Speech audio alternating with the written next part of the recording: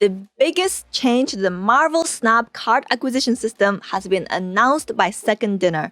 The Spotlight Cache. Spotlight Cache is a new way for players to collect Series 4 and 5 cards and the newly released cards. And I'm super excited about this change, which should make new card releases more accessible and impactful for all the players. In this video, I'll go over exactly what Spotlight Caches are and how they work, plus I'll also cover the changes to the existing collector's caches and reserves. I also have some tips and advice on how to target the cards that you really want, so make sure to not miss those. So, what is a Spotlight Cache? It's a brand new type of cache that you can open from the collection track, and it will contain Series 4 and 5 cards as well as newly released cards. Spotlight caches will appear once the player has passed collection level 500 and will replace collector's caches and collector's reserves every 120 collector's level. So 1 in 10 collector's reserves are now becoming Spotlight caches. So how do they actually work? Every week, 3 different Series 4 and 5 cards will be featured inside the Spotlight caches, including the card released that week. When you open a Spotlight cache, you are guaranteed to open one of those 3 cards or a random Series 4 or 5 card. If you already own the card you opened, a Spotlight cache will instead contain a premium variant for that card. Say, one of the featured cards is Galactus, and you already have him in your collection. If you open him from the Spotlight cache, you'll receive a brand new, time-exclusive variant for Galactus instead. Spotlight caches will be the only way to obtain these variants for a while, so make sure to keep an eye out for your favorite ones if you really want to bag them. If you open the random Series 4 or 5 card, not one of the featured cards, and you happen to own that card, it is my understanding that you get a mystery variant instead, and the variant will be a premium variant, so it will be a rare or super rare and never a pixel. Okay, let's dig a bit deeper into the percentages. I know how much you love numbers and stuff. So you have a 25% chance of opening each featured card from the Spotlight cache, including the random Series 4 and 5 card. The Spotlight cache will contain 4 cards, 3 of the featured ones, and 1 is going to be a random 4 or 5 series card. And you have a 25% chance of opening each and every single one of them. Once you have opened 1 card, you'll have a 33% chance of opening one of the remaining cards. Again, once you have opened the second card, the percentage goes down to 50% for the remaining 2 cards. And if you opened 3 cards, you will have a 100% chance of opening the remaining card. Once you open 4 cards, you will start opening variants, unless you already opened some because you already own the card you opened. So for example, if the featured cards are Galactus, Null, and the new card that week, for example Loki, and you don't own any of them, you will open all of them first, plus the random Series 4 or 5 card before you start opening variants. If, however, you already own one of them, for example Null, you will open Galactus, the variant for the Null, you open the new card that week, and then the random Series 4 and 5 cards. And obviously it's going to be in random order. So it is possible for you to open a variant first if the first card you open is the one you already own. I absolutely love the sound of Spotlight caches. The system means that players, including free-to-play players, will be able to access the new cards a lot easier and faster. As long as you're above collection level 500, you will see a huge increase of Series 4 and 5 cards with the Spotlight caches. If you are free to play and complete all of your daily missions, you'll be able to open a Series 4 or 5 card almost every single week. This is a huge increase compared to the previous way of doing things, where you had to either get extremely lucky to open a Series 5 card, 0.25% lucky to be exact, or fork out 6,000 tokens to get a single Series 5 card. The Spotlight cache basically means that if you're free to play and you finish all of your missions that week, there's a 25% chance for you to get the new card the week that it is released. For free.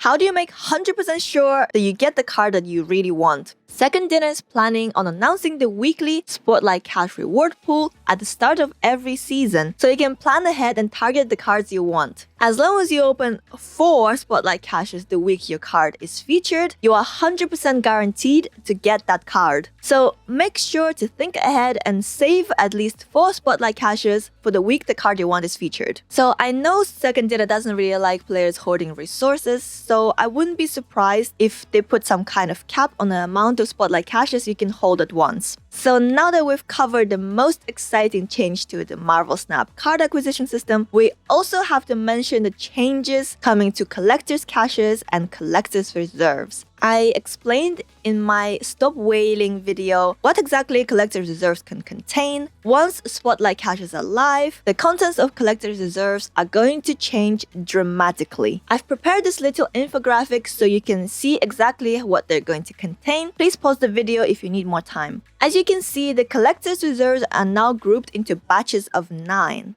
There still seem to be types of reserves within each batch of 9. So there are 2 sets of card reserves that contain Series 3 or below cards, and once your Series 3 complete, the card will be replaced with 50 collector's tokens. There are 3 sets of credit boxes replacing previous currency reserves that can contain 150 or 200 credits. So gold is no longer going to be in collector's reserves. And I am told that you have an 80% chance of opening 150 credits and 20% chance of opening 200 credits from the credit boxes. There are still 3 sets of cosmetic boxes that remain unchanged from the previous state. As far as I'm aware, the split will still be 40% chance for a variant, 30% chance for avatar, and 30% chance for title. And finally, we have only 1 set of token boxes which can contain 100 collector's tokens only. So there are obviously several interesting changes here. You might have noticed that we're getting a significant reduction in the amount of tokens you can earn. This is of course to compensate for the fact that we'll be able to open a lot more Series 4 and 5 cards from Spotlight caches for free. If you are free to play and complete all your daily missions, you'll be earning around 400 tokens every 4 weeks if you are not Series 3 complete, and around 800 tokens every 4 weeks if you are Series 3 complete.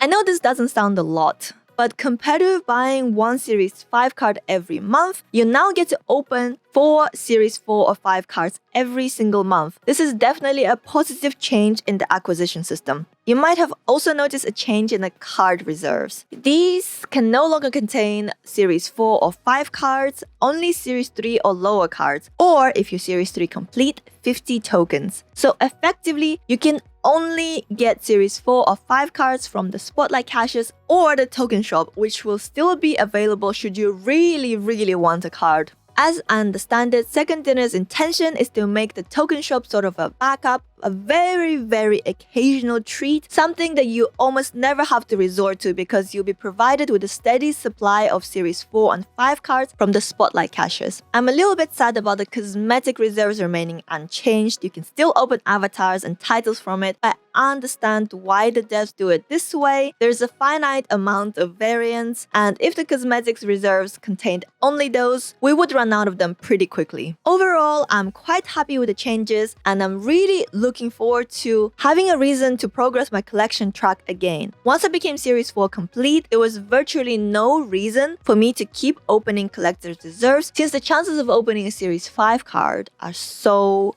low. Spotlight caches completely changed that, and I cannot wait to start opening cards from boxes again. I do have a few reservations about the changes. One of the main ones is that when you open a Spotlight cache, you are not guaranteed to open a card first. Say you already own 2 of the 3 featured cards, and there's still equal chances for you to open the cards you already own. So if you are unlucky and you open a card that you own, you'll just be getting a variant instead. If you're free to play and you open 1 Spotlight cache per week only, it's going to feel pretty bad for your only Spotlight cache that week to contain a variant instead of a card. I don't know if it will remain this way, maybe they will change in the future. I really hope so. I'm also not super happy with the amount of tokens we'll be getting from the collector's reserves, but I do understand why they did it. Currently, 1 in 4 reserves contain between 200 and 600 tokens, and the card reserves contain 100 tokens for Series 3 complete players.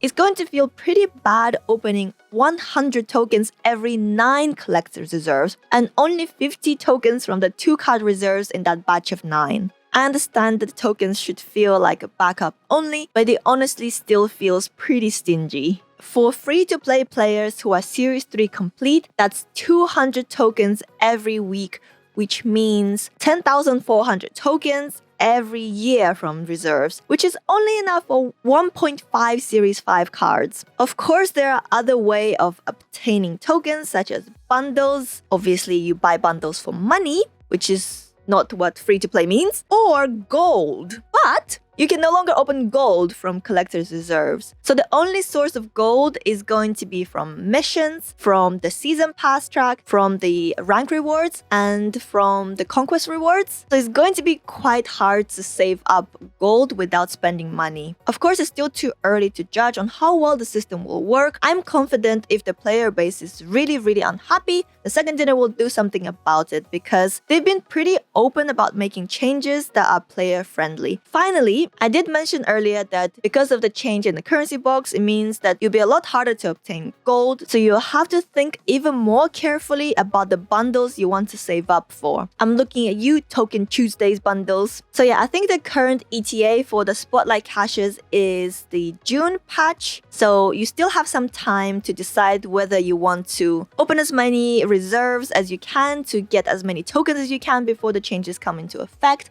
Or if you leave your reserves unopened, every 10 of them will actually transform into a Spotlight cache once the change is alive. So I haven't done the maths on that. I don't know what is actually better value. Maybe someone really smart can do the maths in the comments. I hope you enjoyed this video. I'm really curious to hear your thoughts on the changes. Let me know in the comments below. And as always, don't forget to like, comment, subscribe. I would really appreciate it. And I'll see you next time. Bye.